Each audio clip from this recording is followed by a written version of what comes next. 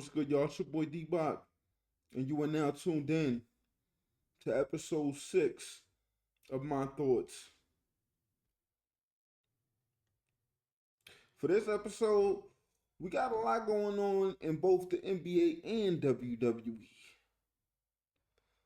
As the NBA offseason continues, you see franchise players switching cities, altering the NBA as we know it. And you see on the WWE side, world titles changing hands just as quickly as they touch them. On this episode, let's kick things off with Jaylen Brown.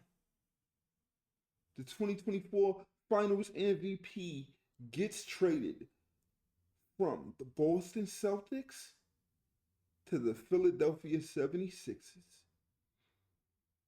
in exchange for Paul George, 2 first-round picks and 2 second-round picks.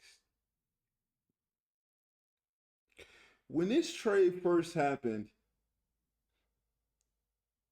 I was completely thrown off. Now, it's been reported that Jaylen Brown felt underappreciated by the Celtics organization, staff, and the higher-ups in the organization. After the Celtics failed to acquire Giannis Antetokounmpo in trade negotiations. I don't blame him. How would you feel if you were former Finals MVP and yet the franchise that you're putting your body on the line every night for, putting up amazing numbers, career highs in all statistical categories, a league-leading MVP candidate, they want to trade you at the drop of a hat for another superstar player. There's no loyalty in this game. Jaylen Brown, he learned that the hard way. No matter what you do, the franchise you play for, they'll always be looking to upgrade you if they feel like a better option is at stake. So after the Celtics failed to get the Greek freak Giannis Antetokounmpo, Jaylen Brown wasn't happy. He didn't see himself suiting back up for the Celtics organization, and he made everybody in the organization feel his discernment and his frustration. So much so that the Celtics had no choice but to get rid of the former Finals MVP.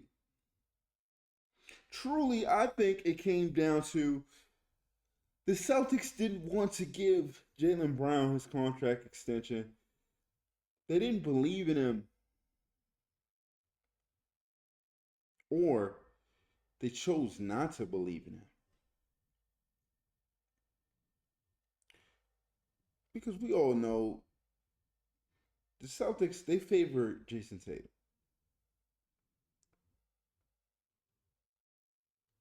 From the very beginning, you could tell that Jason Tatum was their guy. He got the look, family man,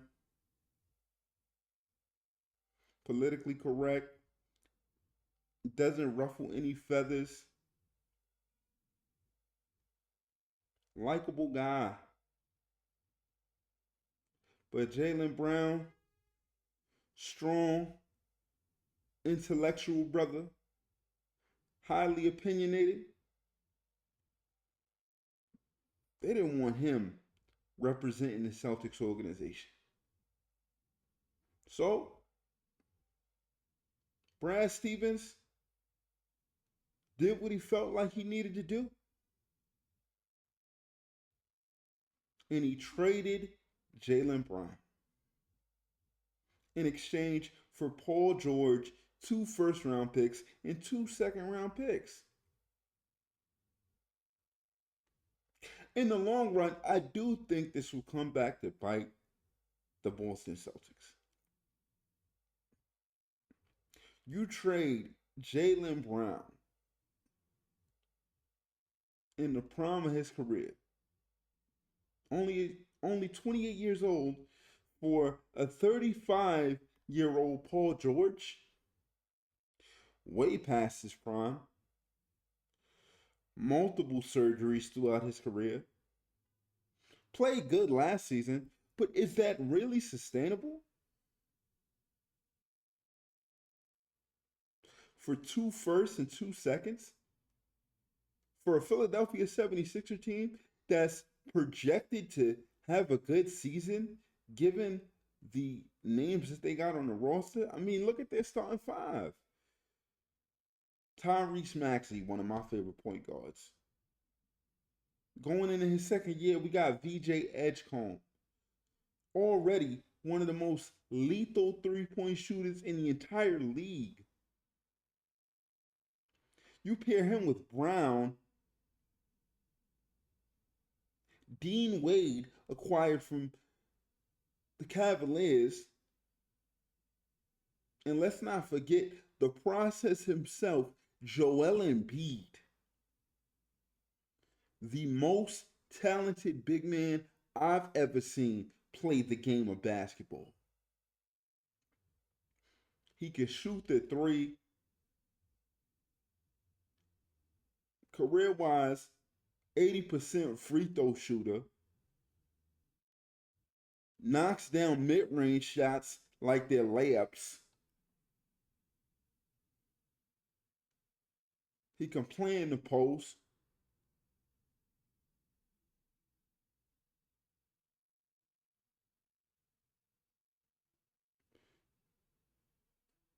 And he plays defense. If he stays healthy, it's hard not to see the Philadelphia 76ers not going to the NBA Finals. Who's going to stop them? Boston clearly took a step back once they parted ways with Jrue Holiday and Kristaps Porzingis. They don't have the same interior presence that they did during the championship run with Kristaps Porzingis and Al Horford. And the veteran IQ and defensive skill of Jrue Holiday. That's missed. It's blatant, obvious, and apparent. Now, with the acquisition of Paul George, they've taken even a further step back on the hierarchy in the Eastern Conference.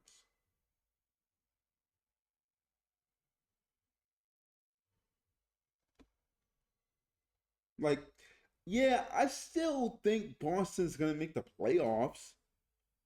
Because they got Jason Tatum. They still got Derek White. They acquired Mitchell Robinson in a trade. No, actually, it wasn't a trade. Excuse me. They acquired Mitchell Robinson in free agency. Great pickup. He's going to relieve Kata coming off the bench, who they extended. So, yeah, the Celtics are going to be in the mix, but I don't see them persevering in the end. Just to save a few dollars, get rid of Jaylen Brown? A few dollars. Right? You potentially get rid and sacrifice your team's chances of ever hoisting up a NBA championship in the next 3 to 5 years. Just because you want to save a few dollars.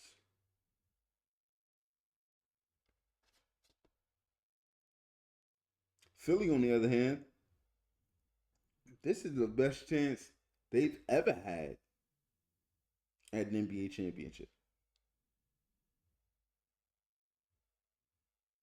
Can't wait for the NBA regular season, man. I can't wait. Can't wait to see Jaylen Brown take the floor with Joel Embiid, Tyrese Maxey, VJ Escombe. It's gonna be exciting. I'll definitely be tuned in to the Philadelphia 76er games.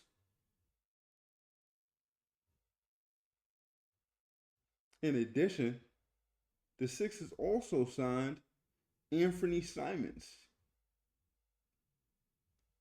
So you got Jaylen Brown, Dean Wade, and Anthony Simons, all his new acquisitions during the offseason. Philadelphia 76ers looking like they're trying to make a serious run towards the NBA title.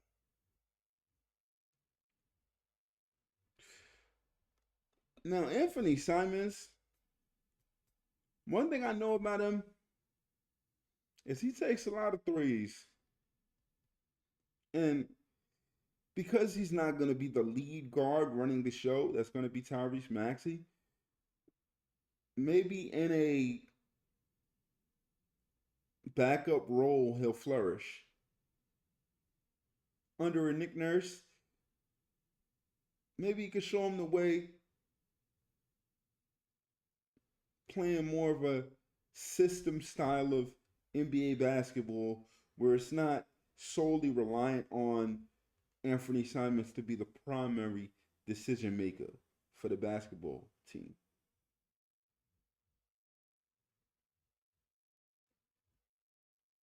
Lakers trade for Walker Kessler. For many years now, the Lakers have been trying to get Walker Kessler. Ironically, once LeBron James says that he's not coming back in a Laker uniform this season, they're able to find the money, negotiate the deal, close, and make it happen. They're able to get Walker Kessler in a Laker uniform. I like Walker Kessler, man. Good defensive center. You pair him with Luka Doncic. Luka says he wants a premier center, and Rob Pelinka has done his best to make that happen. Walker Kessler, Luka Doncic, they extended Austin Reeves, second year player Jake LaRavia coming back. Lakers making some moves. They also signed Colin Sexton, great two-way guard, who I'm a fan of. He's going to be a spark plug for them coming off the bench. They also signed Quentin Grimes. I believe he's going to fit right into that six-man role for the Lakers. But in all honesty, LA is going to be exciting, but that's about it. They're going to put up points. Luka Doncic, he'll throw some lob passes to Walker Kessler. He'll have some 40-point games, triple-double. But in the long run, Lakers are just going to be middle of the pack. I don't see them doing anything serious. That's reserved for the San Antonio Spurs. That's reserved for the Oklahoma City Thunder.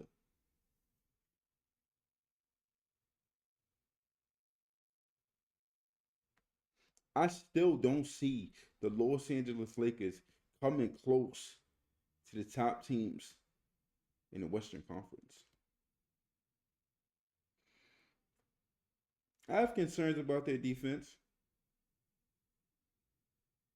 They actually traded LeBron James and got less athletic during the offseason. If it's even possible. You know, like how do you defend a Shea Gilgeous-Alexander on the perimeter if you're the Lakers with a Jalen Williams? How do you defend a Stephon Castle and a Dylan Harper in San Antonio? How do you defend an Anthony Edwards and LaMelo Ball in Minnesota? What's the game plan here, JJ Redick? We need to know. Pin your ears back and do your best. That seems to be your only hope.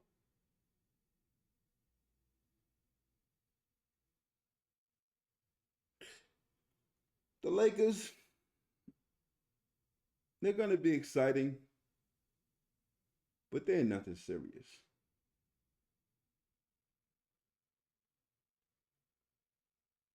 They also traded DeAndre Ayton to the Washington Wizards. I knew they was going to get rid of him. They never liked him. Finesse big man didn't really fit what they wanted to do. That's more depth for Washington.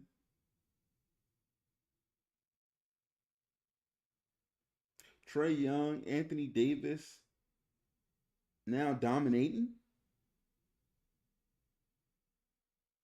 And the young kid Asar, talented center.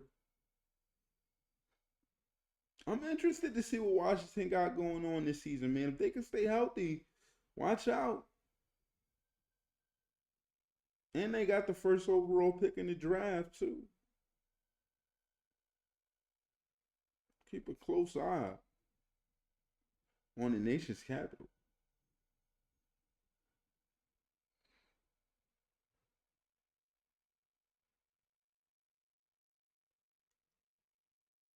Now transitioning to the WWE. Monday Night Raw was cool. Marketed Sami Zayn. First major title defense since winning the WWE Undisputed Championship against the American Nightmare Cody Rhodes in Chicago. We open up the show, Sami Zayn pulling up to the arena in a car, championship in hand. I'm the champ, I'm the champ. Soon as he gets out, greeted by Cody Rhodes. Oh, is this supposed to be the night? Golden Boy defeats Sami Zayn and ends his title reign? Not tonight, Cody, Sami says. And out of nowhere, Cody Rhodes is suddenly attacked by the ring general, Gunther, and powerbombed through a table in the backstage area. Gunther says, Sami, I'm going to take the belt off you. I'm going to end your reign.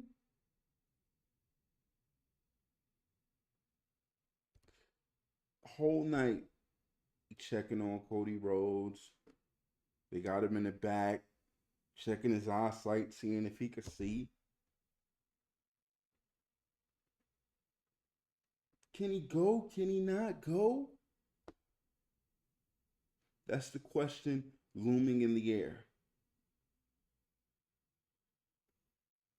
Meanwhile, the show commences as the Vision, Braun Breaker, and Austin Theory take on the Street Profits. The Vision get their rematch after losing to the Street Profits a few weeks ago.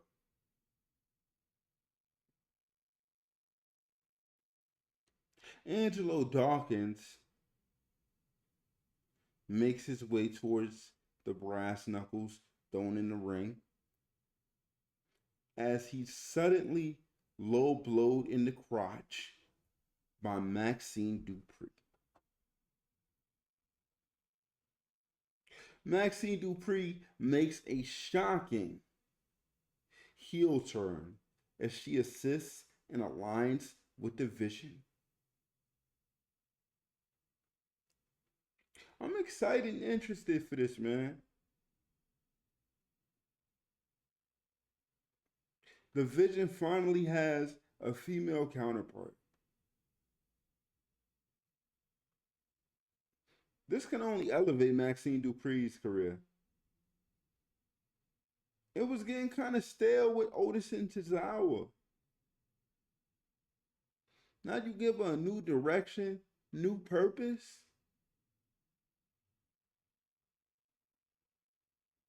Got a lot of charisma. She could talk on the mic. I've seen main events. She could wrestle a little bit. Let's see where she could go from there. Also, LaRuga, 1/4 of the Judgment Day, challenged Sol Ruka for the Women's Intercontinental Championship.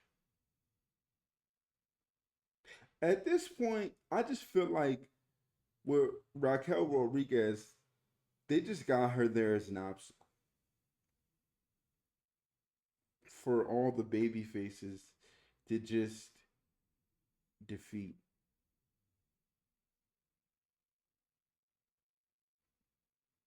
Like, yeah, she'll win a match here and there, but when it's time for her to actually compete in a match where the stakes are high and it means something and it can alter the way you perceive her and her character, she falls short. Queen of the Ring tournament, Women's Intercontinental Championship match, losses. I want to see Raquel Rodriguez flourish. But the writers keep stepping on her character. She got it all. She's physically dominating. She is the female Kevin Nash.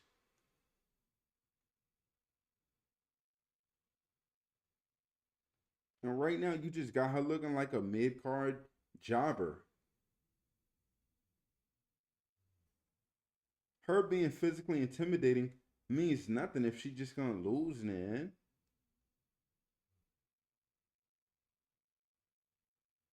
It ruins her legitimacy.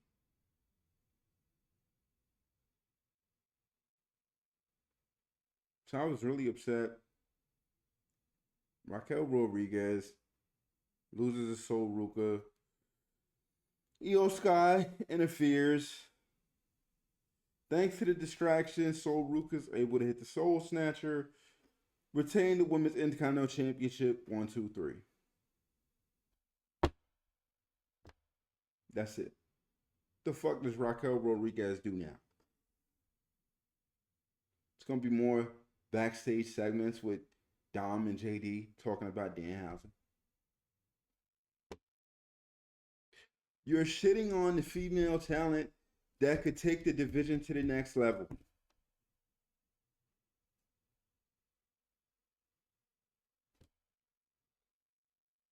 I'm sick of the interference. I'm sick of the distractions. Just put two competitors in the ring and see who the better performer is.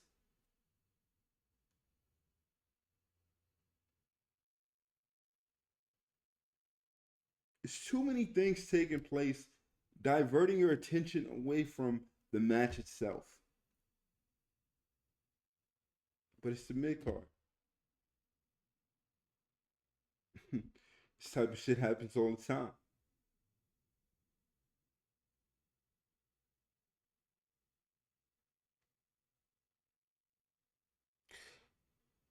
Paul Heyman comes out, steps in the middle of the ring,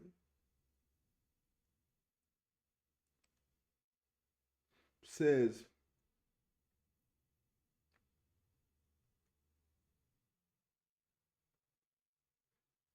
the Beast, Brock Lesnar, will end Femi at SummerSlam.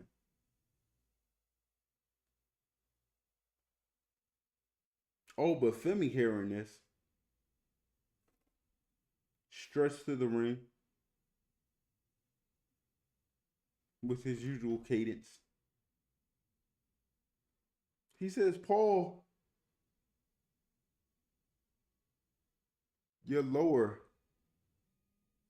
than an advocate. You're just a mouth. And mouths need to be fed.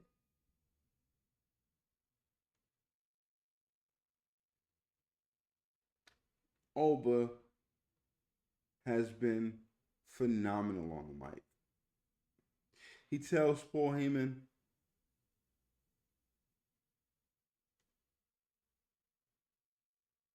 at SummerSlam in Minneapolis, he will beat Brock Lesnar in front of his friends, his family, and his children.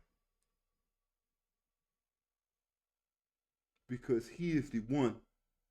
And now is the time.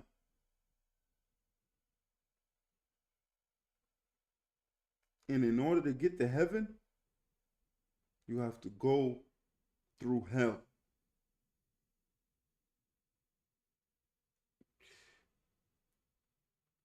Listen, although Femi is my choice to win Hell in a Cell at SummerSlam against Brock Lesnar, I'm on the edge of my seat for this one. I cannot wait to see Oba, Brock 3, Hell in a Cell.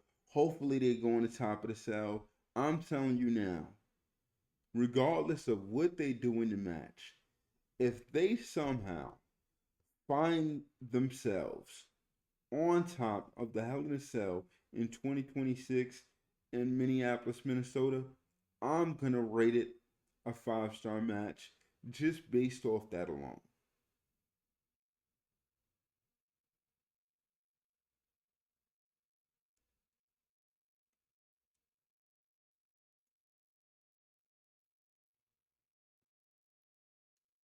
The show follows up.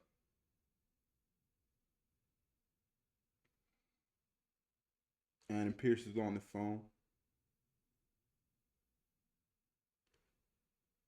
Tell Sami Zayn, suit up. Stay prepared, because you will be defending your championship tonight. He promised Chicago a title match, and that's exactly what they're going to get.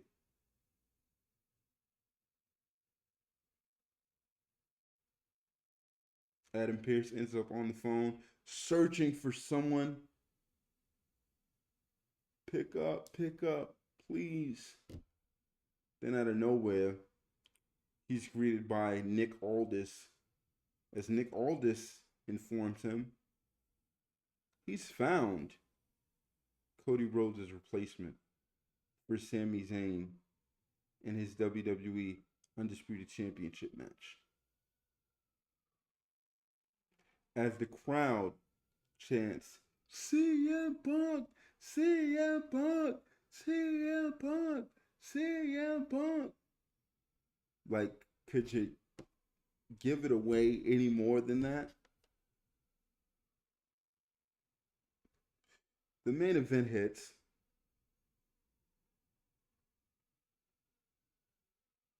Sami Zayn makes his way to the ring. Championship in hand. Sami Zayn, since he won the chip, has looked like a little kid in a candy store. As excited as can be, fully embraced in the moment, You gotta love it, man. You gotta love it. Sami Zayn looks like how I would be if I was the WWE Undisputed Champion.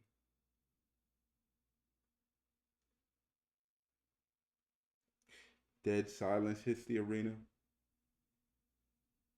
Then you hear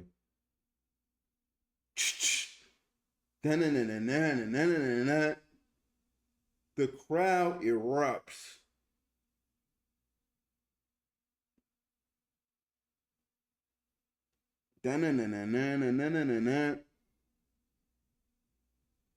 Look in my eyes, what do you see? Cult of personality. CM Punk theme music hits.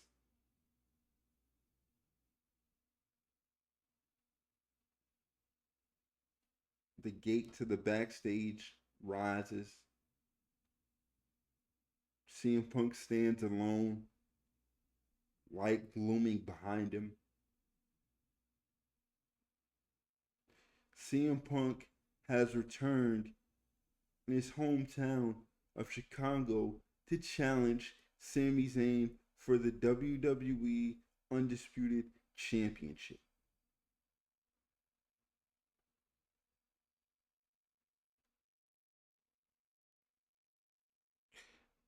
And man, when I tell you, Sami looked defeated before the bell even rung. I felt so sorry for him. There's a shot of him like looking down at the mat as CM Punk gets on the ring apron. He's like, yeah, this is it. Like, it's over. It's been fun for the past week, but it's over now. He knew. He knew once he heard CM Punk's theme music that this is the end. This is the end of my title reign.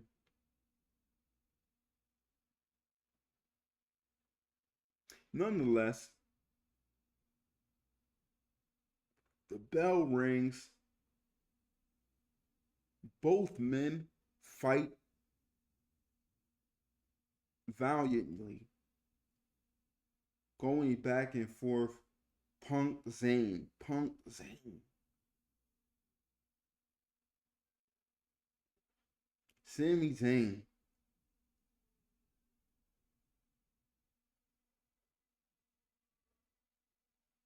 hits CM Punk with 2 exploder bombs and 2 GTSs. Punk still, I don't know if it was the energy of the Chicago crowd, him fully being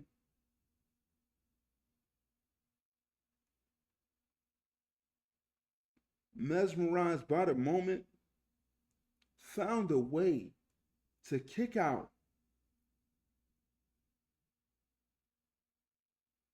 perform an exploder bomb into the corner, hit Sami Zayn with his own finisher, the Haluva kick, and end the match with a GTS.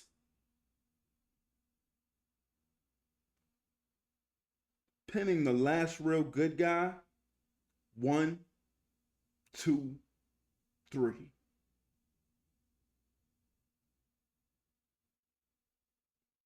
Alyssa Taylor announces, your new WWE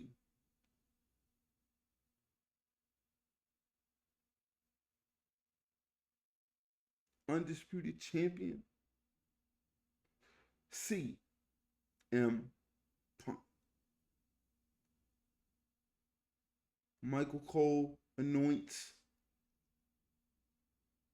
the Summer of Punk, Part 2.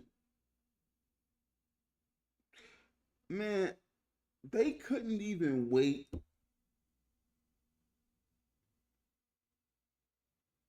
until SmackDown for Sami Zayn to lose the championship? You know what message this sends?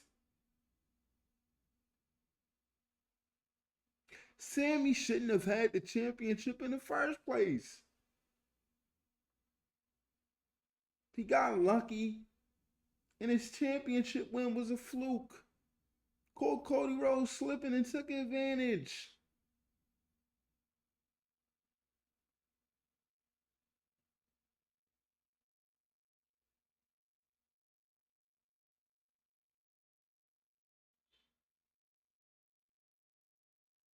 Now CM Punk is the world champion going into SummerSlam.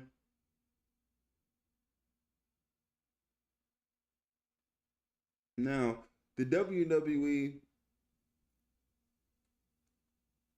can fully dive into the direction of the marquee match, CM Punk versus Cody Rhodes for the WWE Undisputed Championship.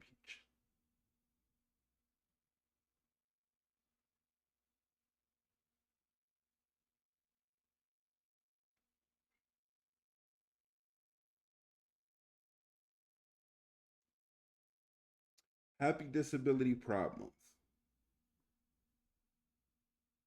July is officially Disability Pride Month, and me being someone who has cerebral palsy and scoliosis, I'm a content creator in a wheelchair, and I know what it's like to live every day with a disability, navigate in the world, try to get my face seen and my voice heard. And I'd like to take the time out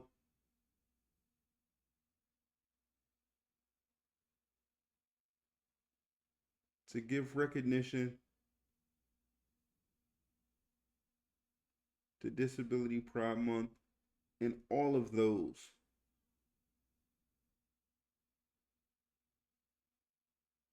living every single day,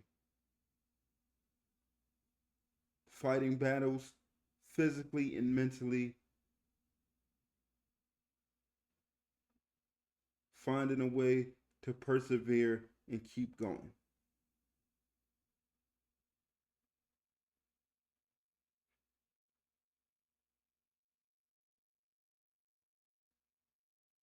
And that concludes episode 6 of My Thoughts. I'm your host, DEEBOCK. Follow me on my social medias. Peace and love. I'm out.